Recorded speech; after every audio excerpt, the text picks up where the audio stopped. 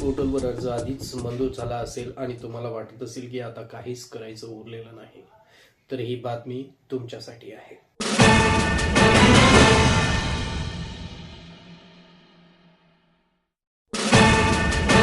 कडून महत्वाची सूचना जारी करण्यात आली असून 9 जानेवारीपर्यंत एक अत्यावश्यक प्रक्रिया पूर्ण न केल्यास मंजूर झालेले अर्ज सुद्धा थेट रद्द होणार आहेत.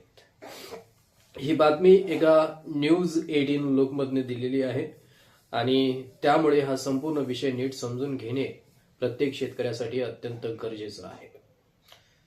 महाराष्ट्र शासनाच्या अनेक शेतकरी योजना महाडीबीटी या पोर्टलच्या माध्यमातून राबवल्या जातात. पीक विमा, कृषी अवजारे अनुदान, बियाणे आणि खत अनुदान, सिंचन योजना, फळबाग लागवड अशा विविध योजनांसाठी शेतकरी महाडीबीटीवर अर्ज करतात. अनेक शेतकऱ्यांचे अर्ज तपासणी पूर्ण होऊन मंजूर सुद्धा झाले आहेत. मात्र शासनाने स्पष्ट केले आहे की केवळ अर्ज मंजूर होणे पुरेसं नाही.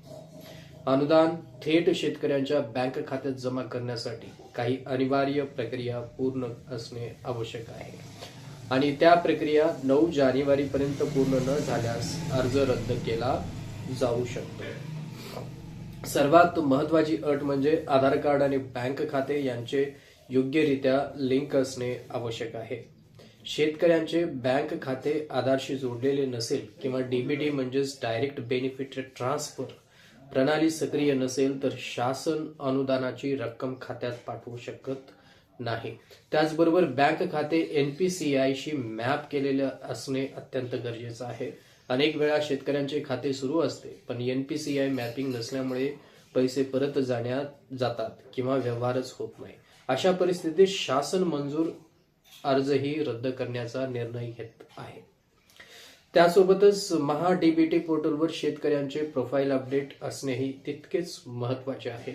जमीन धारणा तपशील, 7/12 उतारे, 8A कागदपत्रे, बँक खात्याचा तपशील, मोबाईल नंबर आणि आधार क्रमांक यात काहीही चूक किंवा अपूर्ण माहिती असल्यास अर्जावर परिणाम होऊ शकतो.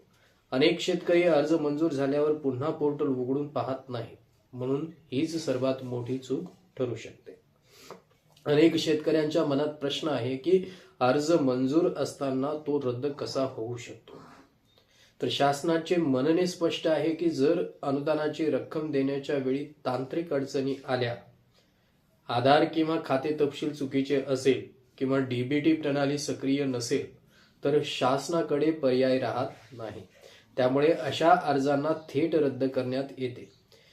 एखादा अर्ज रद्द झाला की त्या वर्षासाठी मिळणारे अनुदान पूर्णपणे हुकते. म्हणूनच शेतकरी मित्रांनो, 9 जानेवारी पूर्वी प्रत्येकाने स्वतः महाडीबीटी पोर्टलवर लॉग इन करून आपल्या अर्जाची स्थिती तपासणे अत्यंत आवश्यक आहे.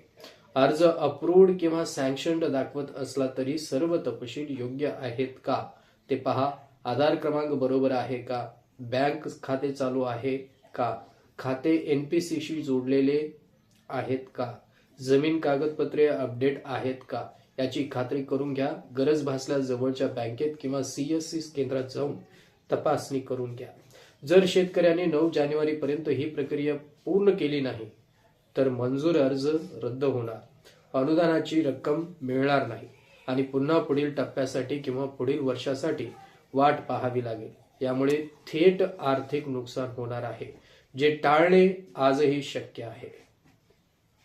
शासनाचा उद्देश शेतकऱ्यांचे नुकसान करण्याचा नाही तर अनुदान योग्य आणि पात्र शेतकऱ्यापर्यंत पोहोचवावे. डीबीटी प्रणाली अधिक पारदर्शक व्हावी आणि बनावट किंवा अपूर्ण अर्जावर नियंत्रण ठेवावे. हाच त्यामुळे ही सूचना गंभीरपणे घेणे आवश्यक आहे.